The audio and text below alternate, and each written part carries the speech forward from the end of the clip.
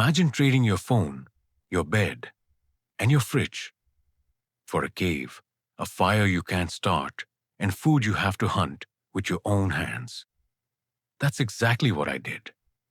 7 days living like a prehistoric human. And by day 3, I realized why most of us wouldn't last a single night. This wasn't just survival. It was a brutal reminder of what life used to be and how soft we've really become. The first shock day 1 felt exciting. I stepped into the forest with nothing but a stone knife, some animal hides, and the determination to live like my ancestors. By nightfall, that excitement was gone. The sun dropped, the temperature with it. I tried rubbing sticks together for fire.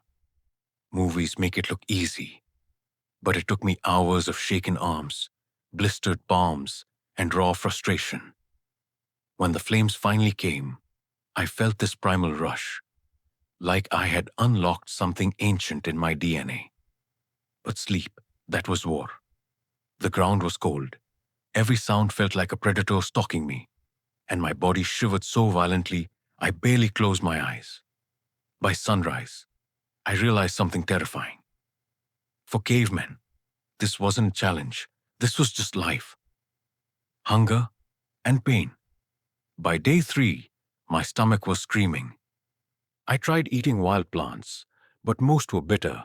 Some made me nauseous. Hunting, forget it. I chased a rabbit, barefoot, and collapsed after 20 seconds. Prehistoric humans would have laughed me out of the tribe. Every calorie was a fight. And when you're that hungry, you start to understand the desperation that shaped our ancestors. Why they risked their lives to hunt mammoths. Why they cracked bones open for marrow. Why every bite of meat was sacred. My body felt weaker each day, but strangely, my mind grew sharper. Every sound mattered. Every movement in the trees made my heart race. It was like my instincts were waking up after thousands of years of sleep. But survival had a cruel price. On the 4th night, I cut my foot on a sharp stone. No bandages, no medicine, just blood and dirt. And that's when it hit me. Back then, even a small injury could mean death. What I learned by day 7, I was broken, but also transformed. I had eaten little, slept even less, and carried a body bruised and cut. But I also felt alive in a way I never had before. Every fire I lit felt like victory. Every sip of water felt like a blessing. And I realized something powerful. Our ancestors weren't weak, brutal savages. They were warriors. Every single day was life or death. Living like a caveman nearly killed me. But it also gave me a deep respect for the people who came before us. The ones who carried us through fire, ice, hunger, and fear, so that we could sit here today with roofs over our heads and food delivered to our doors. We're only alive because they were strong enough to survive a world we'd never last in. Conclusion.